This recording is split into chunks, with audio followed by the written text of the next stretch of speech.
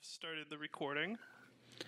All right. Well, you know what? Let's just start talking about stuff. Sure. David, Dusk Dev, creator of Dusk Yes. and Gloomhaven. Gloomwood, not Gloomhaven. Oh my God! So, believe it or not, you are far from the first person to make that mistake. I do not doubt that. I have a box of Gloomhaven like right next to me. That would do it. Yeah. I'm sorry.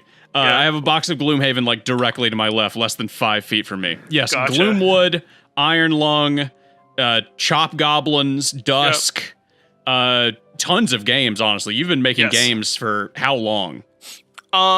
We're getting near a decade now. Well, actually, no, that's a lie. I've been making games for like 20 plus years.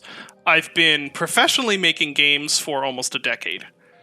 Really? Yeah, I did it as a hobbyist before that. 2014 was when it turned into something that I did. Not initially for a living, but like for, you know, like a side hustle sort of deal. But I count that as 2014 is when I started making like my first money from games. I was going to say, what do you consider professional? Do you consider the fact that you started making money? I would consider anyone who makes money off of the games that they make to be a professional indie developer. It doesn't have to be your main source of income. I'd say anybody who it's like, yeah, I get some money. People pay me for the stuff that I make. You're a professional. And have you worked full time making video games since then? Let's see. When was full time? Just about, yeah. I'd say probably 2016, 2017, around there was when I'd say it was real solidly like this is my full time job now. I think that's about when I quit tuning pianos on the side also. Tuning pianos? Yes. That's just a metaphor, right? You didn't actually tune pianos for a living? No, I had a piano tuning business. I say Really? that makes it sound way fancier than it was. My piano tuning business was me driving to people's houses and tuning their pianos, and it was not that often. It hadn't quite gotten off the ground yet when I killed it. Which I still kind of feel guilty about, which is really dumb because I have made exponentially more money making games than I ever did tuning pianos, but I still always feel guilty. It's like, yeah, I just killed that business off. Why the guilt? I don't know. I come from a Scottish background, or part Scottish, so that, you know, I have that genetic thing of like, you gotta save all the money or whatever. Come from a several generations line of entrepreneurs also. So that's that idea of like, you know, your business is real important. The business you're building and stuff is, has been hammered into me. So do you have like perfect pitch? Is that how you got good at tuning pianos? I do not. I have musically an extremely good ear. That's not like bragging. That's what I've always been told, because that's what my degree is in, actually, is music. And it was always like, everyone was like, my musical ear is like really, really good as far as hearing interval relationships and stuff like that, but I do not have perfect pitch. Please tell me you have like a master's degree. I don't. I have a BA in violin performance. In violin performance? Yep. What a cool thing to have a degree in. That's badass, well, you'd think, dude. But I haven't done much with it. So the way piano tuning works, actually, is that you don't need to have perfect pitch. What you need to do is you need to learn to listen to, they're called the beats, but they're literally like sound waves hitting each other. And they make this sort of like rhythmic like pulse almost. And tuning a piano, by ear at least, involves hearing that and counting them, like timing them and getting them to where they're supposed to be. But anyway, this isn't about piano tuning. That's fascinating. Right. So, David, tell me how you got into making video games. What was the appeal of making video games for you, and what drove you to this? Well, I can't remember exactly how old I was. I always tell people I started making games when I was 12, because I think around 12 or 13 was when I really started doing it seriously. But before that is really when when sort of the seed was planted. When I was, I don't even remember how old. I think I was in 5th or 6th grade. Must have been 5th grade, just remembering back. So, I was obsessed with the game Myst, which not as well known now, which is funny because for a long time it was the best-selling, or one of the best-selling computer PC games. We sold it in my dad's store, had it on the shelf for years. Yeah, so I was obsessed with that when I was a kid, and that's one of my favorite games just because it was so important to me. And in fact, in my office right now, I have like 5 Myst posters on my wall. Well, then I've got a question for you. Yeah? Myst or Riven? Oh gosh, Myst is always going to be the one that has the special place in my heart, but Riven is better in almost every way. Like Riven is an insane jump in quality of everything. But Myst is the one that's really special to me, and that's just because I was obsessed with it when I was younger.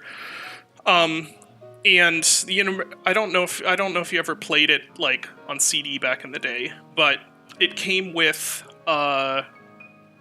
this little making of Myst movie on the CD, and I remember watching that and learning that they assembled it because it's just a whole bunch of pre-rendered pictures, and they assembled all those pictures in a program called HyperCard. Which was sort of an ancient presentation software similar to PowerPoint. And it just so happens that in computer class, I don't know do they have computer class anymore?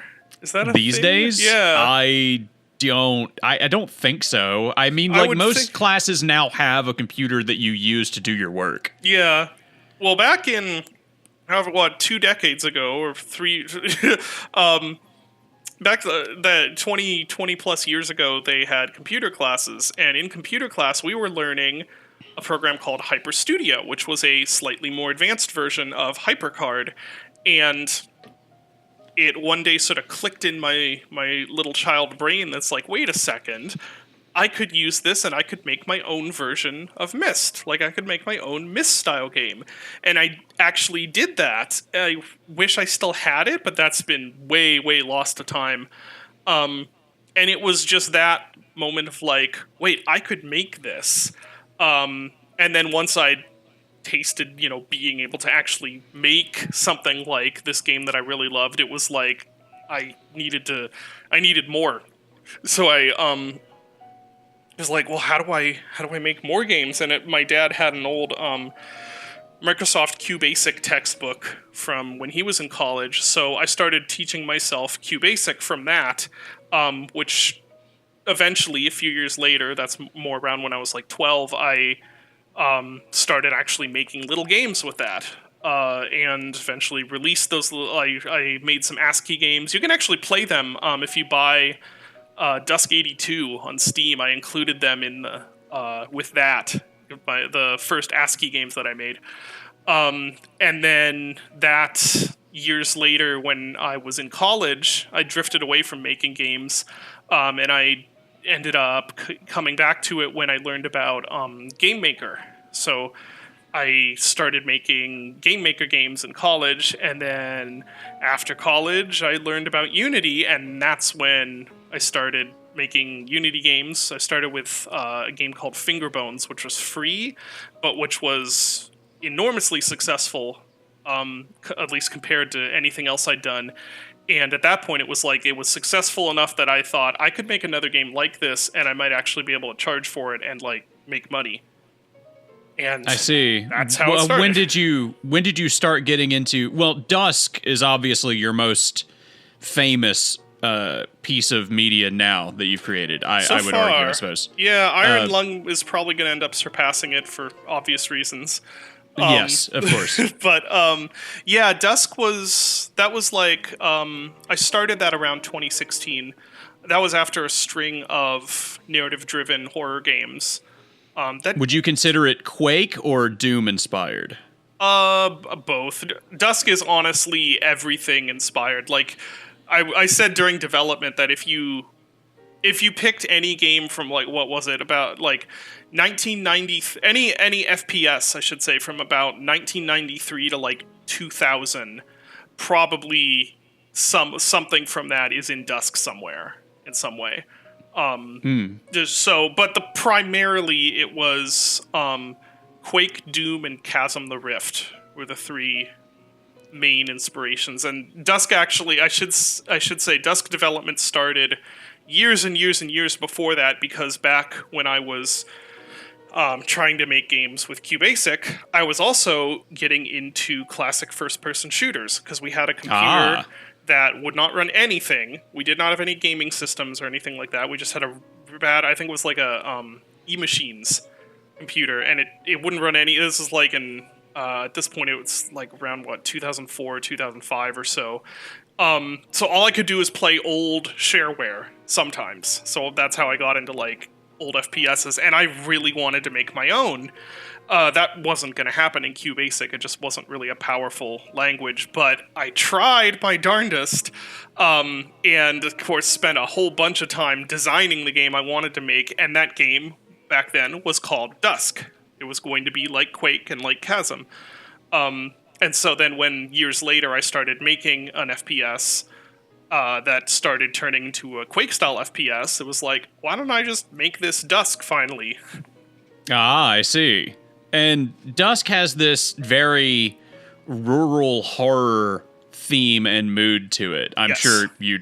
So where does the inspiration for the idea of you have things like Wendigo-looking creatures, farmhouses, plains? Where does all of that come from?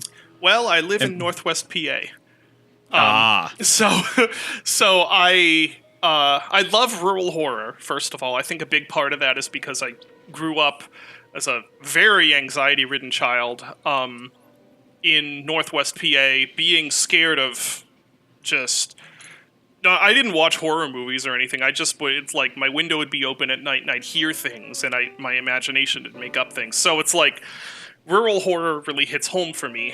And also, when I was a young teenager thinking about wanting to make an FPS, I'd be driving around, or my parents would be driving around, I'd be in the back seat, I'd just be looking at what's going by and being like, oh, then this could be an FPS level, like this church we're going by. Like, imagine, I remember specifically, there's the church level in Dusk, it's the third level.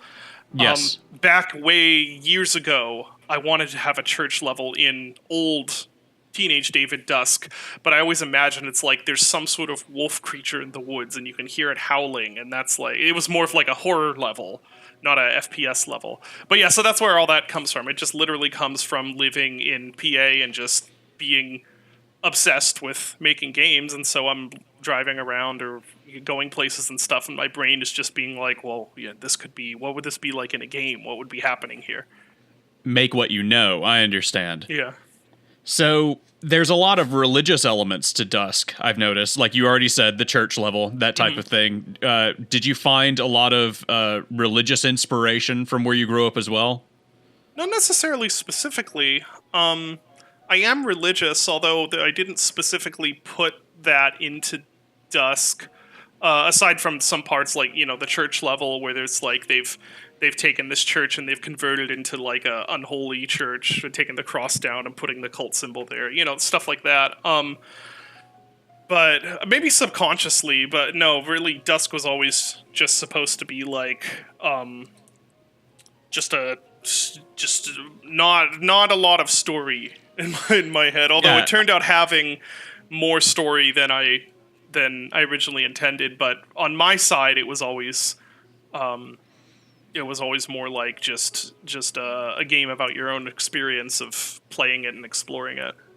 And good story too, might I add. Well, thank you. I can't actually take any credit for that because, like, the story. Well, a lot of the environmental storytelling, like in the levels, and the nature of the levels and the way they progress and all that. That was me doing that.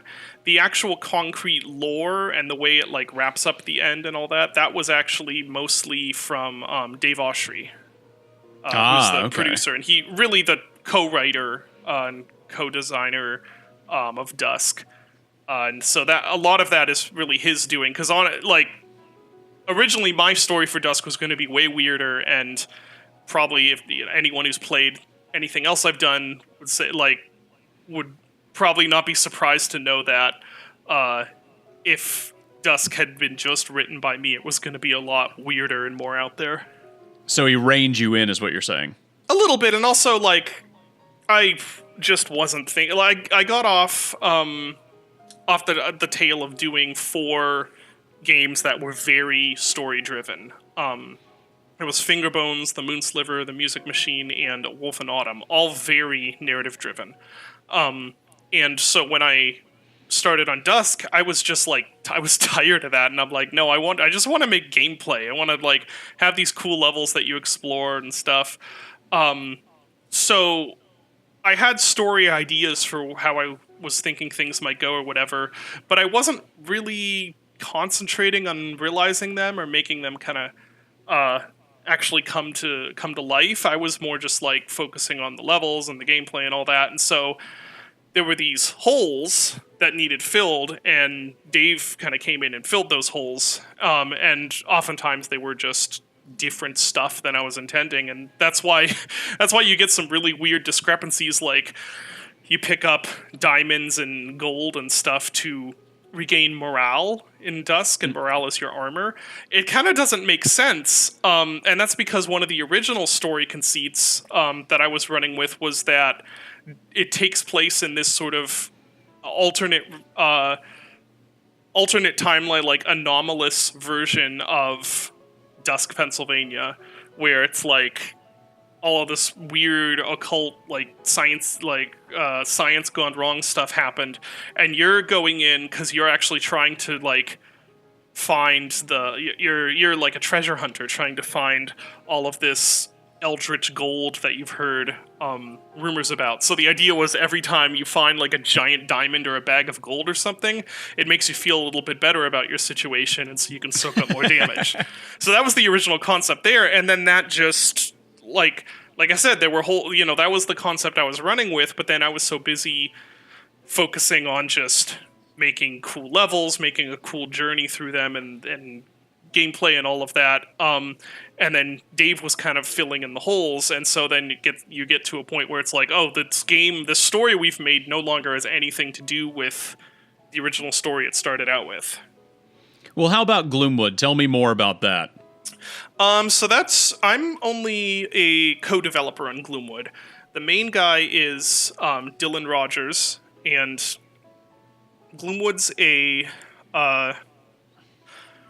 it's like if you took a classic survival horror game and you took a classic immersive sim, like Looking Glass style immersive sim, and you just mashed them together. So I've seen a lot of people compare it to Thief, oddly enough, the original Thief. Yeah, there's a lot of... I think Thief is probably the easiest one to pitch to people because they have a similar sort of alternate reality older time period setting. Although Gloomwood is more Victorian, and Thief is a little more medieval.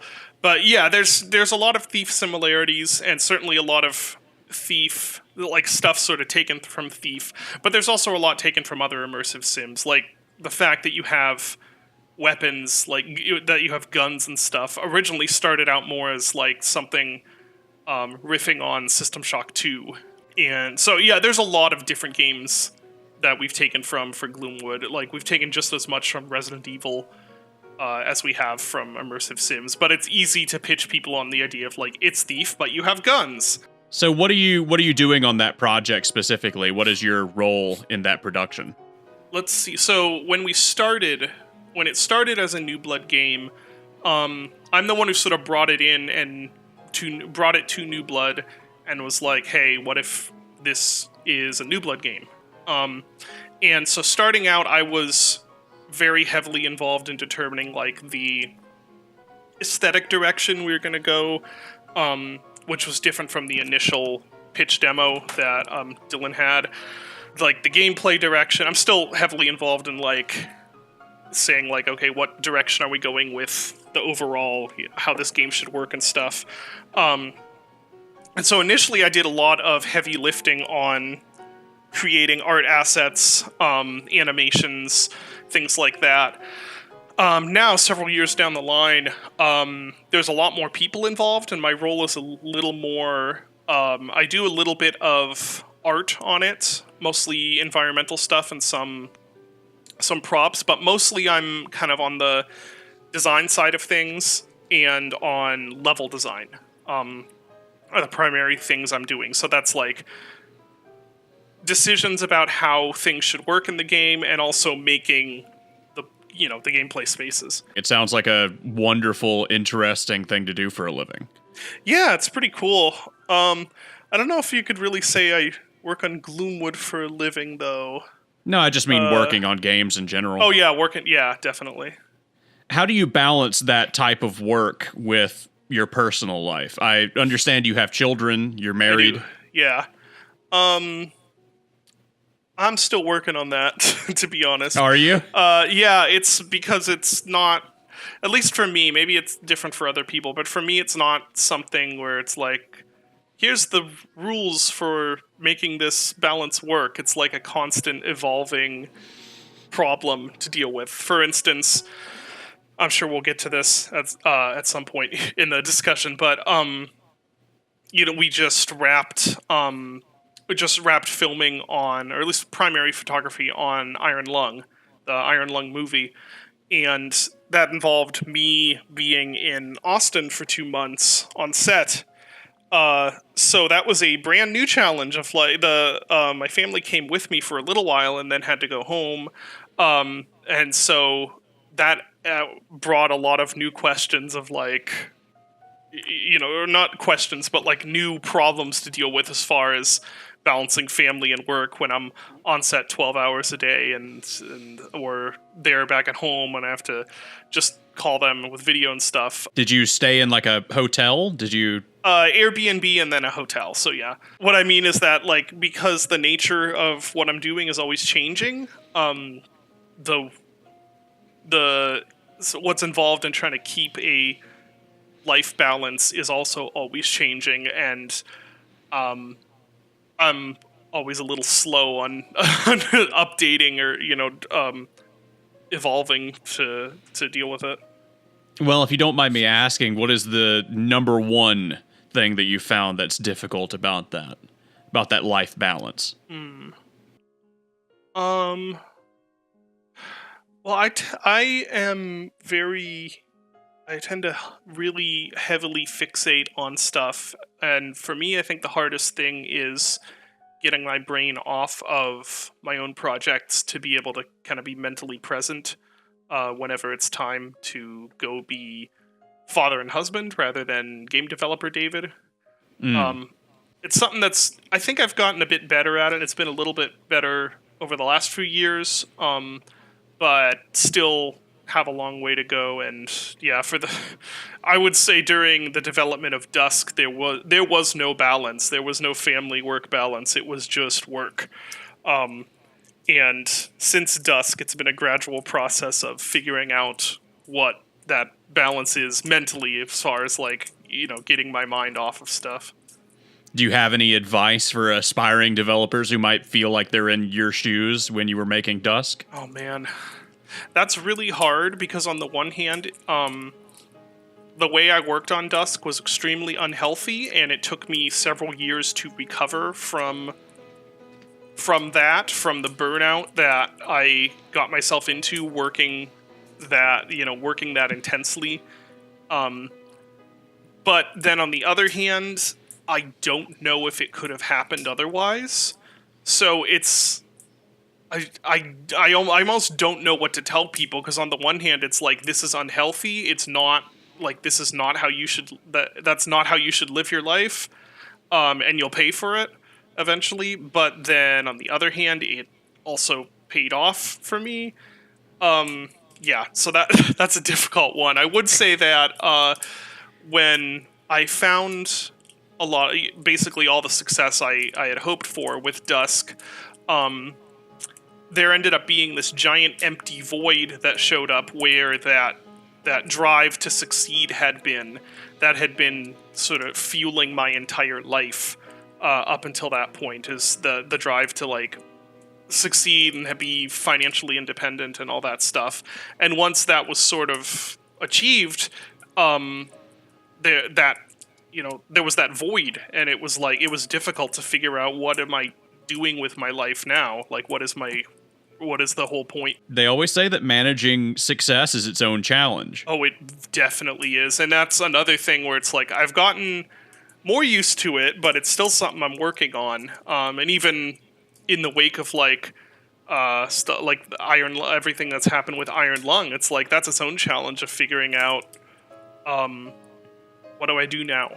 You know, yeah, it's definitely a unique challenge, and it's one that's like you almost feel guilty bringing up, because it's like the DJ Khaled meme. It's the suffering from success thing, where yeah.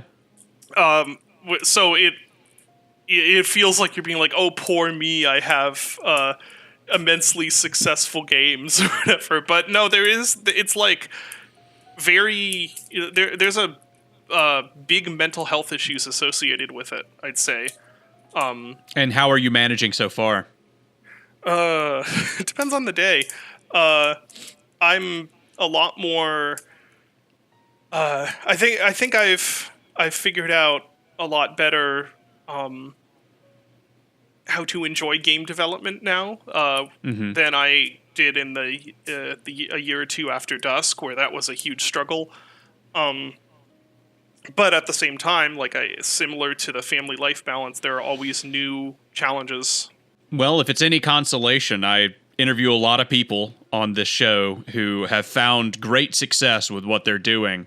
And every single time, every single person that I speak with has the exact same problem and says the exact same thing. I don't remember. I don't know if I should say who it is yet. But I talked to somebody else on set, and it wasn't Mark. It was someone else on the Iron Lung set who is also extremely successful in a different field, and they are basically saying they've struggled with the exact same problems that I have. Of course. In that, what am I doing with my life now? Well, why don't we talk about, we've been talking about it kind of around it this whole time, but why don't you tell me about Iron Lung? Why don't you pitch to our audience Iron Lung as a project? Yeah, and this is actually the first interview that I have done since the movie was announced. So that's kind of exciting. Well, I'm glad to break the story, you know? Yeah, I'm going to have to be careful to pick and choose what I say, because even though the movie's been announced, there's still a whole lot that, can't be talked about yet. So yeah, Iron Lung was a game that I made back in March of 2022. That was after a series of prototypes I was working on, or not even prototypes, but a series of projects I was working on that just for one reason or another didn't go anywhere and ended up on the cutting room floor. And I was getting really frustrated, and I'd had this idea sitting on my giant idea list for a while for the submarine horror game where you're taking pictures and there's just grainy pictures outside your sub, and that's the only way you can see what's out there. And I always thought that was a really cool idea, and I should do something with it. And after this string of stuff just not working, I was like, I just want to release something, and of my own. Iron Lung was the first game I'd self-published since before Dusk. And I was like, I just want to release something. I'm just going to make this submarine game finally. And so I did it in a few months. It only took a few months to make it. And yeah, the idea is just you're in this blood ocean, in a universe where basically everything has disappeared, and you're swimming around and taking pictures and trying to navigate by proximity detectors and stuff. I almost didn't release it. Actually, I've told this story a few times, but did my first initial playthrough of the whole thing. Like, I'd played little bits and pieces of it, but then finally when it was like I have the game from beginning to end in a rough state, I can do a full playthrough. I did the full playthrough, and I was like, this is awful. I can't release this. Like, really? I thought it was boring because, well, the problem is I knew everything that was going to happen, and that makes it really hard to get a feel for, like, is this fun? Is this engaging? And to me, it was like, this is extremely boring. I don't want to play this anymore. And that's a problem. You ever done video editing, my man? Oh, jeez. Same deal. The same thing. Yeah, trying to make jokes in a video on YouTube. Holy damn! After I've heard it the 200th time, it's not funny anymore. So yeah, I'm probably a very similar thing. Yeah, but I mentioned earlier. It's like I've got that. So, several generations of small business owners. I got a little bit of the Scotsman in me, and so it's like, I spent all this time on this. I'm going to release it, because the worst that'll happen is it'll be bad. I'll still get some money off of it for my time. Like, it just makes sense, so I released it anyway, and turns out it really resonated with people. Very glad I didn't listen to that voice saying, this is bad, and so it did really well with players, and then it got picked up by YouTubers. I think it was funny because the video that made it sort of take off more in YouTube circles was from a tiny channel that I think they're bigger now because of the video, but the guy who made it, and it was a really good video, he had no idea why it was taking off either, because he had only 50K subscribers or something like that. This video was getting millions and millions of views. It was just everyone was seeing it. And that made the game start popping off, and it made a lot of other YouTube videos started happening. And one of those videos happened to be by a man by the name of Markiplier, who little known YouTuber named Markiplier, who had years and years ago played another one of my games called Fingerbones, and then ignored everything that I'd done, much to my chagrin in the first few years. But and then suddenly he plays Iron Lung. It's like, oh, that's pretty cool. And then I put out an update for the game that added a terminal into the sub where you can query different words and get entries that sort of give you some background on the game's universe. And he did another video on that. And I was like, oh, that's really cool. I'm glad he did that. A bit of a sales bump. It's cool that, Markiplier played another one of my games after all these years. A bit of time passes, and suddenly he's following me on Twitter. Oh, okay, that's pretty cool. That's a big mistake on his part. My Twitter is nothing but just, ultra cursed shit posting for the most part. Same. Yeah, I was like, either he's going to unfollow me immediately, or I'm definitely going to be muted pretty immediately. Again, a little more time passes, and then I check my DMs, and he's like, and this is Markiplier, and my DMs is like, hey, how's it going? And I'm like, hi. It's like, he's like, I'm a big fan of your games. I'm like, thank you. Big fan of your videos. And he's like, so, Iron Lung, have you ever thought of making a movie of Iron Lung? I'm like, no. And he's like, you want me to make a movie of Iron Lung? And I'm like, yeah, sure. And so he is making a movie of Iron Lung. That's how it starts these days, isn't it? In the modern age, it's just Twitter DMs, and then all of a sudden you're making a movie. And that was something where it's like, this sounds made up. Like, there's no one would ever believe this to happen, where it's like, yeah, out of the blue, one of the most successful YouTubers messaged me and it's like, hey, I want to self-finance this movie of your $6 indie game. like, and work with you and on writing the script. And, like, it sounds made up. But yeah, It sounds like a dream come true, though. Oh, surely. yeah, for sure. Like, and it's funny because, so first of all, Mark is just as wonderful a person as he appears to be in videos and in interviews. There is no there is no mask there that's being put on. He genuinely is like just a super nice person who wants to make cool stuff, which was great to see, because I'd always felt like this guy's I think this guy's one of the good ones. I think he's really genuine, and it would have sucked big time if then, you know, I went to Austin and says, oh, he's a huge jerk actually. But no, so Mark's awesome. Working with him has been great. He is phenomenally talented, actually.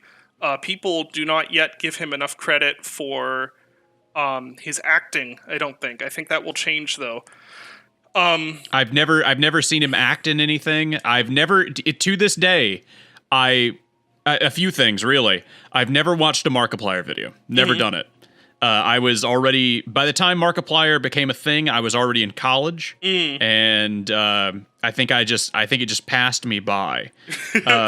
Two, before this interview started, I did not know you made finger bones. Yep, that was me. I played finger bones when it came out. It scared the out of me. Oh, that's awesome. Yeah, I regularly get that from people, like, you made finger bones? Actually, I did not know you made finger bones, man. That's so cool.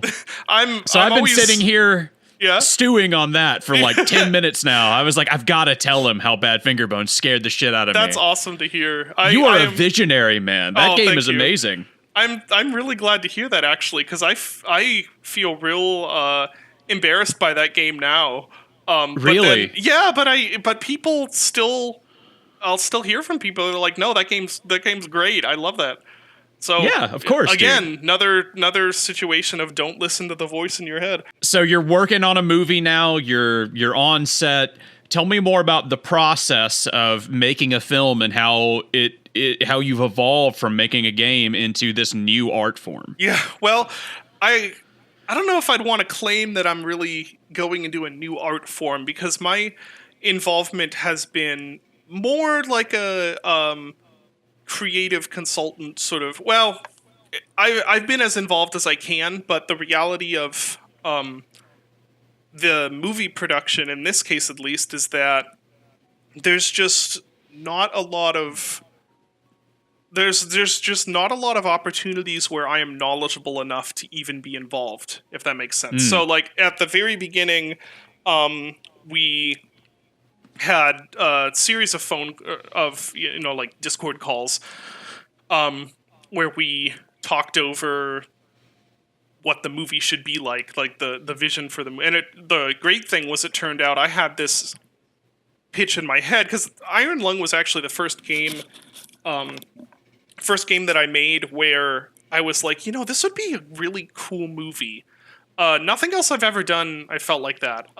It was really cinematic, Yeah, it kind of, I don't know, it just clicked. Like, this would make a cool movie. And so I had in my head a vision for what that theoretical movie could look like. And it turned out that Mark pretty much had the same vision, which was awesome. So we started out square one, like, on the same page about what it should be. So, calls setting up or talking about, like, what would this movie look like? What really is the nature of some things in the universe that are implied in or sort of not, they're vague in the game. And then he started working on the script, and he would pretty regularly, we would have a call, and he would go over, here's what I've written, here's the direction I want to go, and then I'd give my feedback as far as whether I liked it or not. And so that's where most of my creative input happened, as far as like the script and everything, is in the initial writing of the script drafts, where he'd write stuff and I'd give feedback, and he'd go, sometimes he'd just change everything and come back and be like, well, everything's changed now. I'm like, oh, okay, cool. That's neat.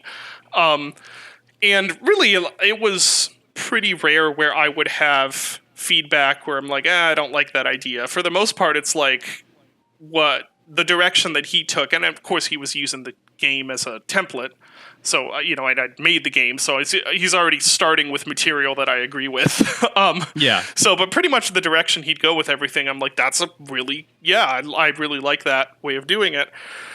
And then I was on set almost every day of filming. There were a few days where I couldn't be on set, but for the, what was it, month and a half or so, where 2 months, something like that, where we were filming, I was on set pretty much every day, mostly observing. I tried to help out with a bunch of different things, because I don't like just sitting around. I want to be involved.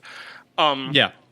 So like there's one shot, and it may not even make it into the final cut, who knows, but there's one shot where I did work on the effect that is like the practical effect that's happening.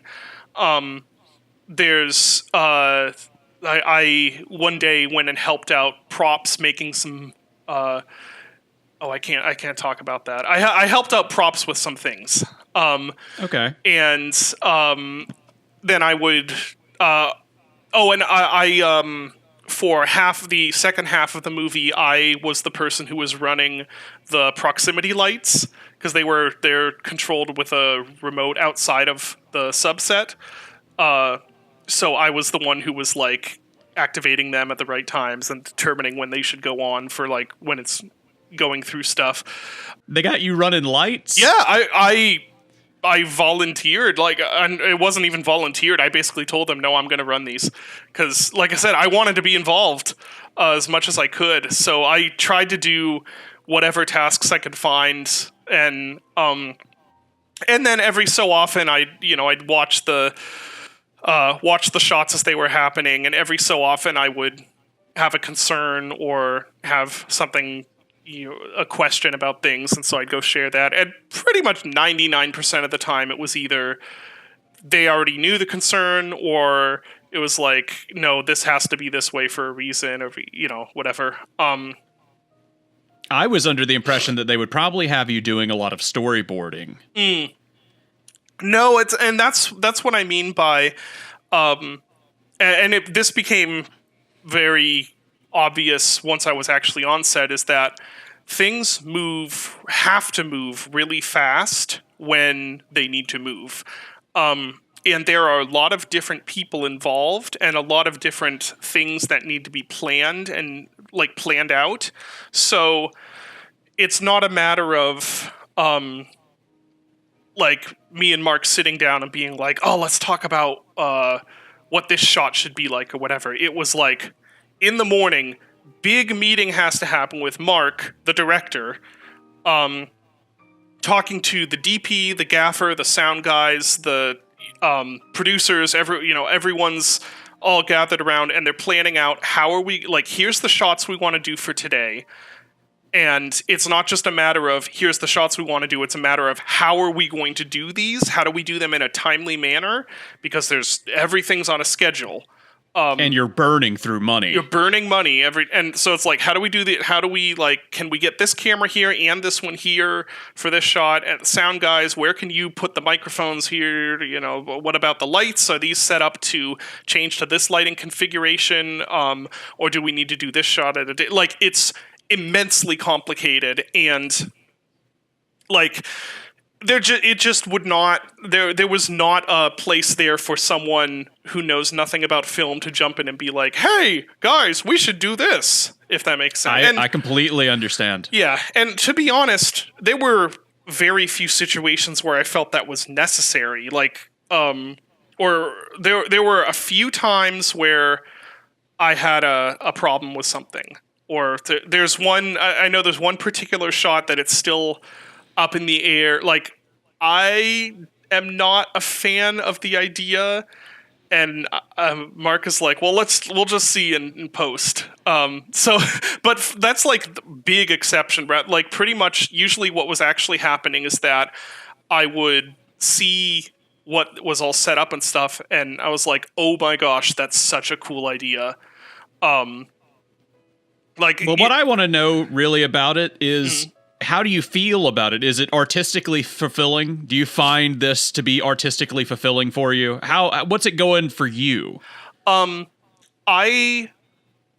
see. I think that's a complicated question. So, I am immensely proud so far of the movie we are making.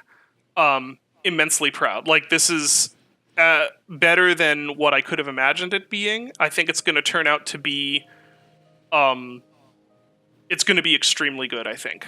And I'm very proud of it. And there's so much in there where it's like, this is so in line with what I would want, what I would have wanted if I were like conjuring up this movie myself, but never would have thought of to do, because there's people working on it, like the DP. He's just immensely talented, and he'd always set up a shot and it'd be like, dang, that's a cool shot, or some of the stuff he's messing with like the different lenses and things like that.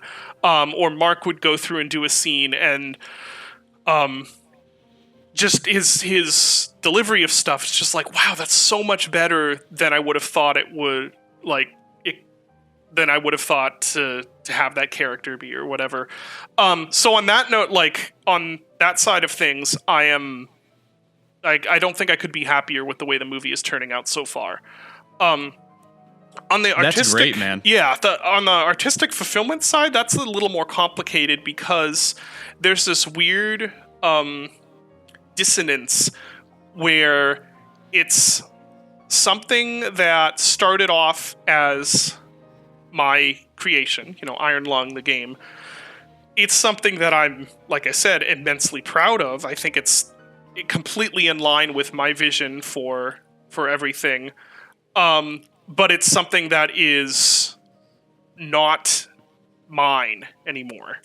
Death of the author. Yeah, it's something I can't take like full credit or even most credit for. Like at this point, like with Mark's starring in the movie, he's directed the movie and he wrote the script with some, like I said, some input from me. So like, this is as much his now as it is mine, and everyone else on set who was contributing their own thing. There's an entire art team that took the idea of like, make the Iron Lung, or make whatever, and ran with it and put their own creative signature on it. And like, so they've, it's theirs also, and it's like, it's just strange. And I wouldn't say this is a bad thing at all. It's just something I'm not used to, and I think the